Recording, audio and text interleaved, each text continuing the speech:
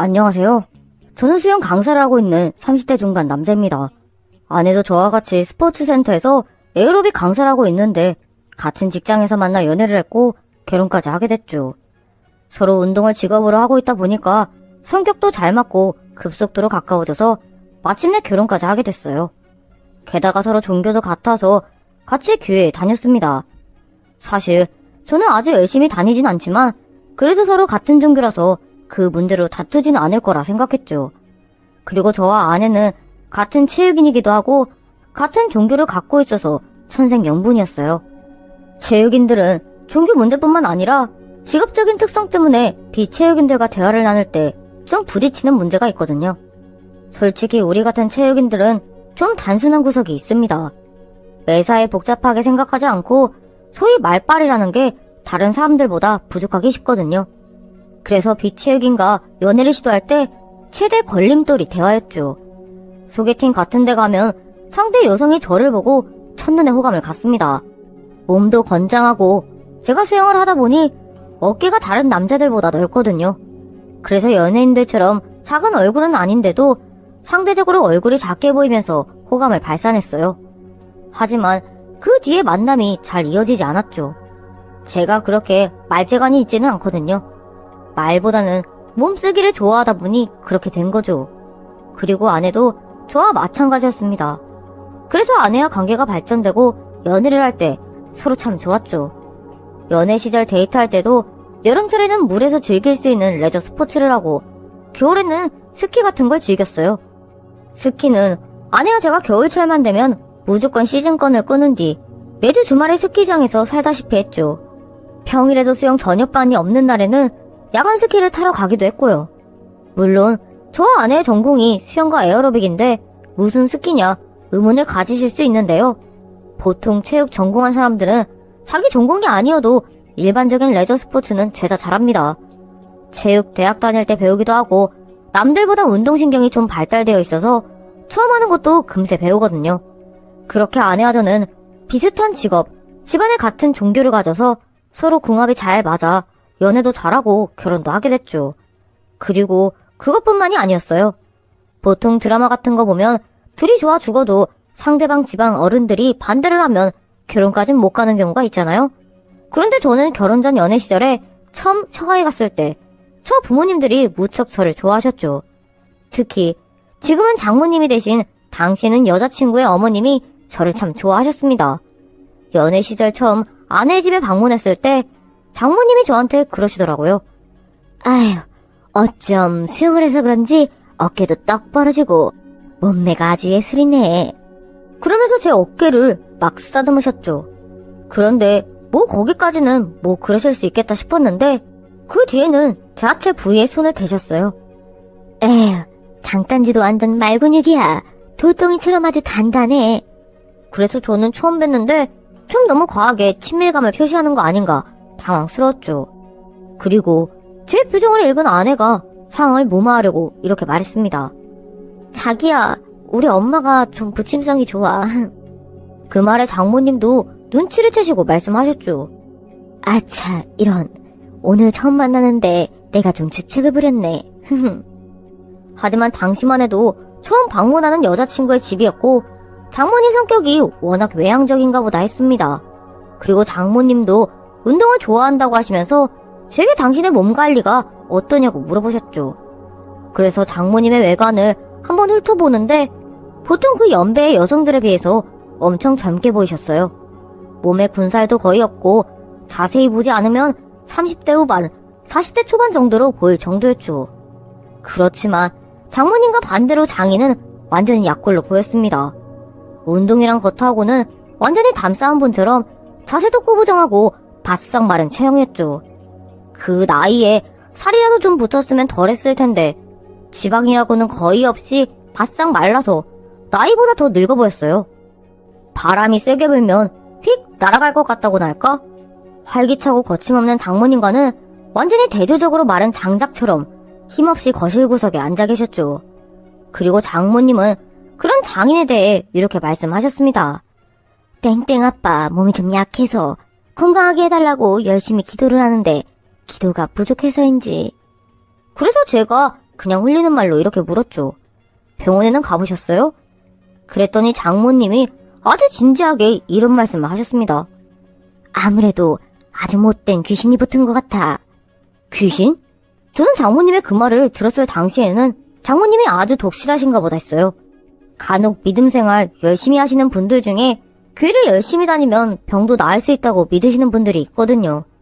병이 드는 것도 다 귀신이 들어와 그런 거라고 생각하면서요. 그래서 저희 장모님도 그런 분이시구나 했습니다. 그러던 어느 날 한밤중에 장모님께 전화가 왔어요. 아이고, 땡땡 아빠가 쓰러졌어. 지금 우리 집에 올 수 있겠나? 장인어른께서요? 그럼 119에 먼저 전화하세요. 지금 당장 출발하겠습니다. 119요, 119! 그리고 저는 차를 몰고 처가로 갔죠.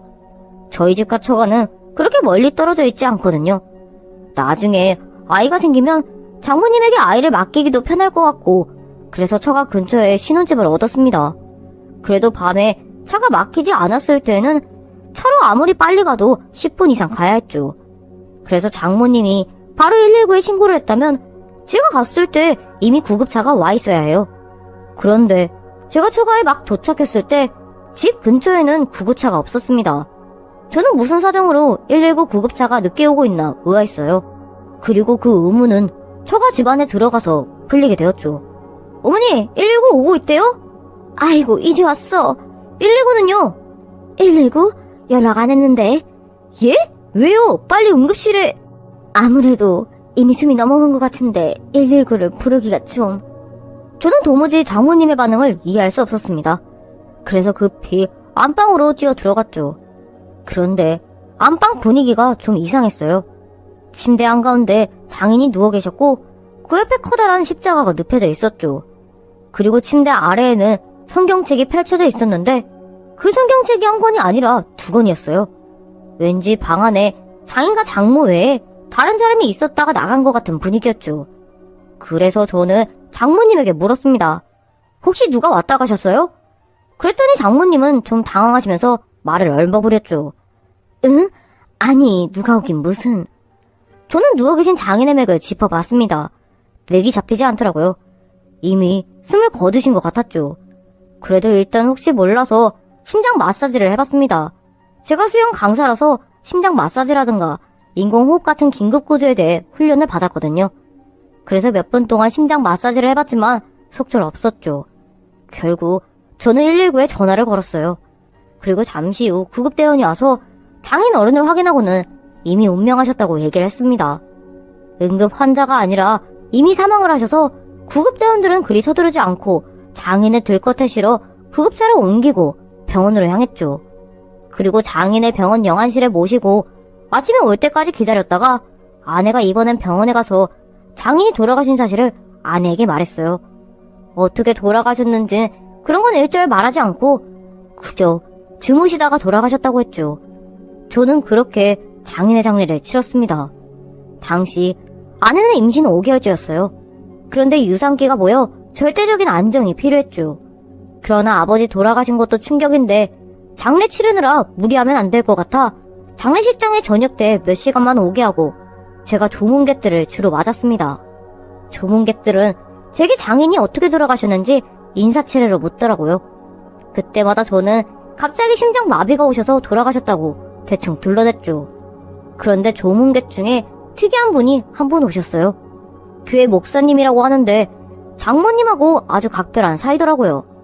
장인 영정 앞에 기도를 하신 뒤 식사를 하시는데 그 목사님이 오시고 나서부터는 장모님이 목사님 옆에서 떨어지지 않았습니다. 그러다 조문객들이 뜸한 시간에 그 자리로 저를 부르셨죠. 그리고 장모님은 목사님한테 저를 소개시켜 주셨어요. 이보게 목사님께 인사드리게 내가 평생 의지해온 목사님이셔. 저는 어색하게 그 목사님과 인사를 나누었죠. 그리고 목사님과 몇 마디 대화를 나눠보는데 이 목사님이란 분이 여느 목사님들과는 좀 다르더라고요. 뭐랄까 사입이 같다고나 할까? 그런데 장모님 말씀으로는 시집와서 애가 안 생겼는데 그 목사님의 말씀을 따라서 조치를 취하니까 딸을 얻었다고 했습니다. 그리고 그 딸이 지금 제 아내가 된 거죠. 이사를 갈 때나 어디 땅을 살 때나 심지어 병이 생겨도 의사를 찾아가는 게 아니라 그 목사님을 찾아가서 안수 기도를 받으셨대요. 목사님이 기도를 해주시면 안 낫는 병이 없었다면서요. 장인이 돌아가신 것도 그 목사님의 말에 따르면 나쁜 귀신이 붙어서 그랬다고 했습니다. 저는 아무리 기독교 신자긴 하지만 맹목적으로 막 믿고 그러진 않습니다. 그저 주일에 교회에 가서 예배를 드리는 정도죠. 그것도 빼먹을 때가 많지만 말이에요. 평범하게 교회를 다니고 있는 제 눈에 보기에 그 목사님은 아무래도 사이비 목사 같았죠. 그리고 그 사기꾼과 같은 목사님과 제가 부딪히기 시작한 건 장례식 때부터였습니다. 조문객들 다 가고 밤 12시가 넘었는데도 그 목사님은 자리를 지키셨어요. 아내도 몇 시간 전에 집에 들어갔는데 말이에요. 다음날이 장인어른 발인이라 새벽에 일찍 나와야 해서 일찍 들여보냈죠. 그래서 장례식장에는 저와 장모님 그리고 그 목사님만 남았습니다. 저는 술도 좀 마셨겠다 하루 종일 조문객 상대하느라 피곤해서 장례식장 한켠에서 쪽잠을 자고 있었어요. 그런데 잠결에 이상한 소리가 들리기 시작했죠. 눈을 떠보니 장례식장 구석에서 장모님과 목사님이 함께 있는데 장모님이 이상한 신음소리를 내는 겁니다.